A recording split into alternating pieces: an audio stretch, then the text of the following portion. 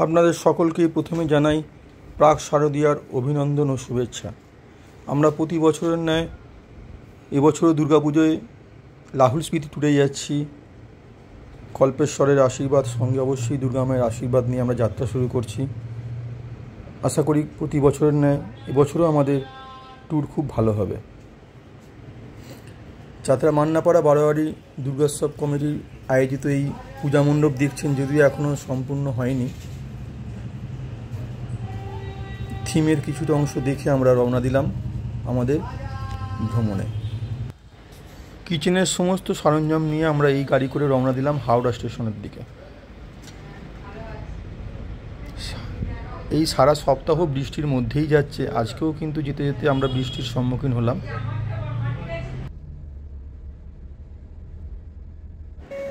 Manager, kitchen staff সহ আমাদের kitchen স্টাফের মেন হচ্ছে দেবাশিস, যাকে দেখছেন আপনারা। তো এরা শক্তিপুঞ্জে এক্সপ্রেস করে প্রথমে ধানবাদ, তারপরে ধানবাদ থেকে আমরা প্রত্যেকে গঙ্গা সতলুজ এক্সপ্রেস ধরে আম্বালা ক্যান্টিন। আর সমস্ত গেস্ট যারা আছেন ওনারা রাজধানী ধরে আসছেন ধানবাদ। আমাদের ট্রেন সবেমাত্র ধানবাদ ঢুকলো,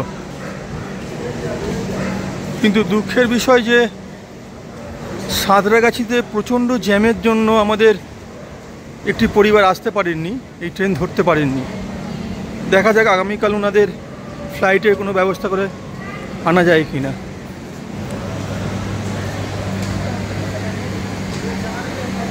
এখান থেকে আমরা গঙ্গা সতলুজ ট্রেন ধরে আম্বালা ক্যান্টনমেন্ট যাব। রাতের ট্রেনে করে আমরা রওনা দিলাম।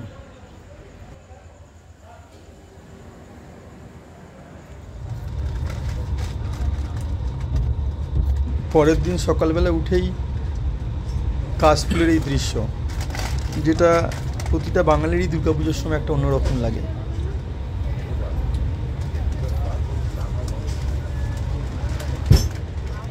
কি দারুণ দেখতে লাগে না কাশফুল। অনেকক্ষণ ধরেই আমরা এই কাশফুল প্রায় দেখছি। হাওয়ায় উঠছে। আমরা আম্বালা স্টেশনে একেবারে রাইট টাইমে পৌঁছে গেছি, বিফোর টাইম বলা চলে। 4:25-এর সময় আমরা 4:20-র মধ্যে পৌঁছে গেছি। এখানে সমস্ত লাগেজ ট্রলিতে তুলে আম্বালা স্টেশনের বাইরে আমরা যাব, গিয়ে টেম্পো আমাদের ওয়েট করছে সেখান থেকে। এখন বাজে 5:38, আমরা আম্বালা স্টেশন থেকে রওনা দিলাম।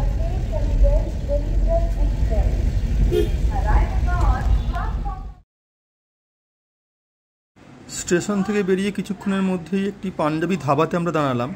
এখানে সবাই ফ্রেশ হয়ে নিয়ে চা, কফি বা ব্রেকফাস্ট করে তারপর আমরা রওনা দেব সিমলার উদ্দেশ্যে।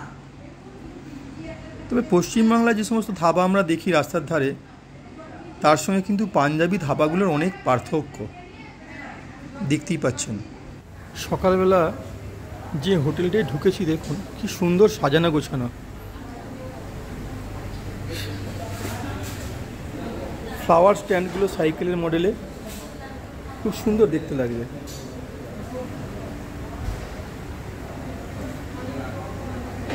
আমাদের প্রত্যেকেই ব্রেকফাস্ট করছেন এখানে।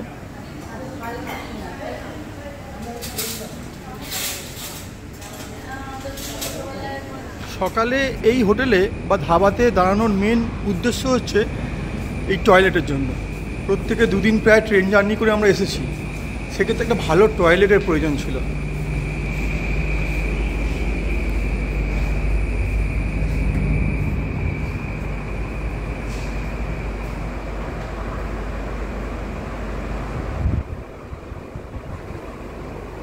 খুব সুন্দর পরিষ্কার পরিচ্ছন্ন টয়লেট একেবারে।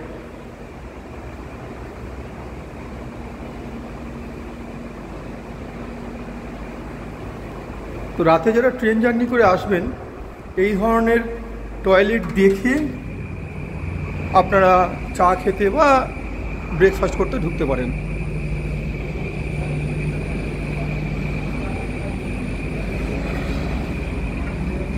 ব্রেকফাস্টের পর আমরা রওনা দিলাম। তবে ট্রেন থেকে নেমেই আমাদের কিচেন স্টাফ হোটেলে চলে গেছেন, যারা আমাদের জন্য লাঞ্চ রেডি করছেন। সিমলায় আমাদের হোটেল ডি পার্ক, মল রোডের একদম কাছে নয়, 10 মিনিট দূরে আমাদের হোটেল। আজকে আমাদের অ্যাকচুয়ালি সিমলা ইলিশ উৎসব করছি আমরা। সুন্দরবন বা বিভিন্ন জায়গায় ইলিশ উৎসব করি, তো এই বছরে আমাদের একটু ইচ্ছা হলো সিমলাতেও করব। এখানে আমাদের ভাত আছে, ইলিশ মাছের তেল আছে, ইলিশ মাছ ভাজা আছে, তার সঙ্গে আছে মুগের ডাল, আলু ভাজা, আর এখানে রয়েছে ইলিশের মাথা দিয়ে চচ্চড়ি, ইলিশের মাথা দিয়ে চচ্চড়ি, তার সঙ্গে আছে ইলিশ ভাপা, আর আছে ইলিশের টক, তার সঙ্গে পাঁপড়ও আছে। ইলিশ উৎসবের কিছু স্মৃতি আপনাদের সামনে তুলে ধরলাম। বেশ সুন্দর কিছু মুহূর্ত, এগুলো যখনই আমরা দেখব যারা ছিলাম খুবই ভালো লাগবে। 4টের সময় আমরা আমাদের সকল সহযাত্রীকে সিমলা মেলে নিয়ে এলাম। সবাই লিফটে করে উপরে উঠে বেশ কিছুক্ষণ মেলে এনজয় করে আবার ফিরে আসবেন। আমরা আবার গাড়ি করে ওনাদের হোটেলে নিয়ে যাবো।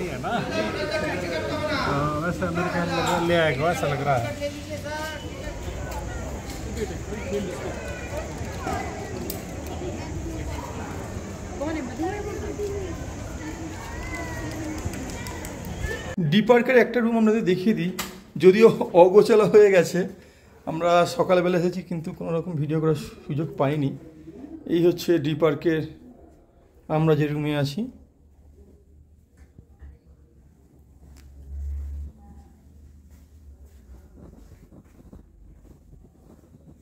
একেবারে অগোছালো, যা হয় আর কি সারাদিনে। এই টয়লেট, সেন্ট্রাল গিজার, তবে 24 আওয়ার্স হট ওয়াটার। সিমলায় ডিনার চলছে। আজকে ডিনারে ভাত বা রুটি যেরকম আমাদের থাকে নর্মালি, ডাল, একটা ভাজা, ফুলকপির রোস্ট, চিকেন কষা, যে চিকেন কষা খাবেন না, ডিম।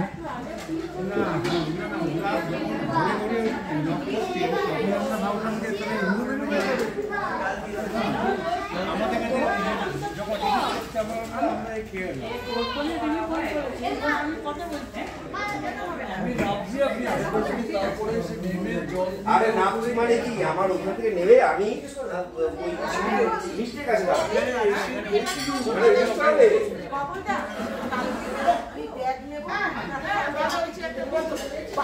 হাঁটুটা হাঁটুটা, আচ্ছা কোন হাঁটু, কোন হাঁটু? ও তাহলে আপনারটা আমি দিয়ে লাগিয়ে নেবো। আর শোনেন না, যেটা কি জানেন তো, আমার বাড়িতে আপনি আসুন, হার্টিলি ইনভাইটেড। আমি এরকম করে বাগান পরিষ্কার করছি, এবং সেই সময় বৃষ্টিটা এরা পাটা এটা পুরো মুড়ে গেল, মুড়ে যেতে না পুরো আমার মনে হচ্ছে হাতটা এদিকে সরে গেল।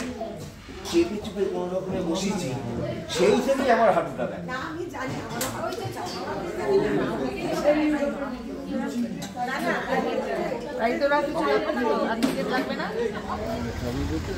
সকলকে জানাই সুপ্রভাত এবং সঙ্গে মহা অষ্টমীর অভিনন্দন ও শুভেচ্ছা।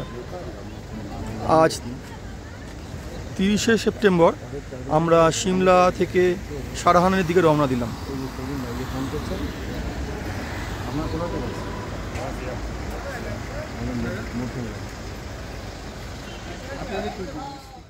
আজকে আমাদের প্রথম সাইট সিন হাটু পিক টেম্পল।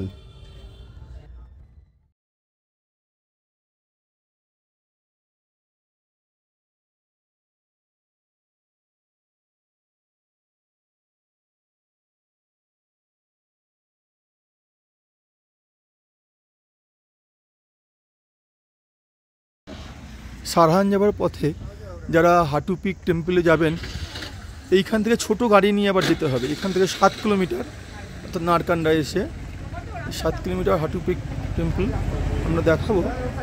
খুব সুন্দর জায়গা।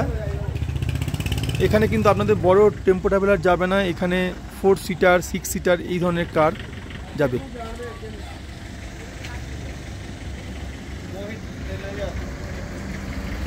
আমাদের জন প্রতি 200 টাকা করে পড়ছে।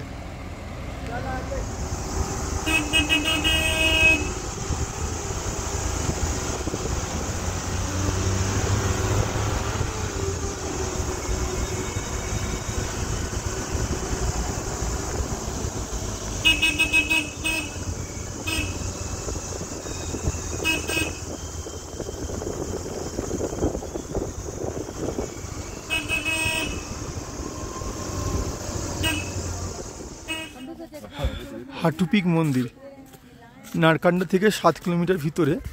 আসার রাস্তাটা অসাধারণ, দুদিকে পাইন দেবদারু গাছের একদম পুরনো গাছ, খুব সুন্দর সবুজ। তার সঙ্গে এইখানের যে পরিবেশটা দেখুন,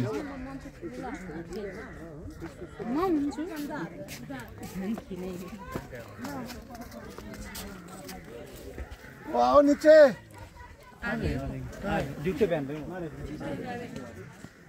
এইখানে সবাই জুতো খুলে এই হাটুপিক মায়ের মন্দির, কাঠের তৈরি, দারুণ। আর যেখানে মন্দিরটা রয়েছে এই জায়গাটা অসাধারণ। সারহান যাবার পথে অবশ্যই কিন্তু এই হাটুপিক মন্দিরে একবার আসতেই হবে।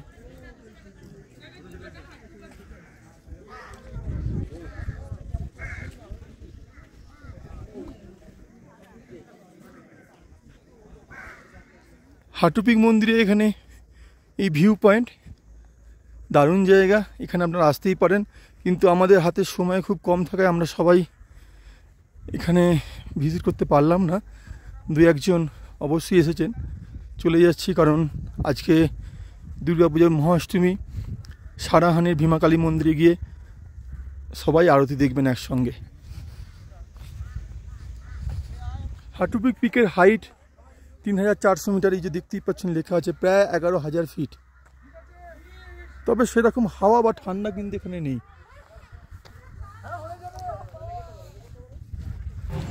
আজ এই পর্যন্তই, পরের ভিডিও খুব শীঘ্রই নিয়ে আসছি আমরা।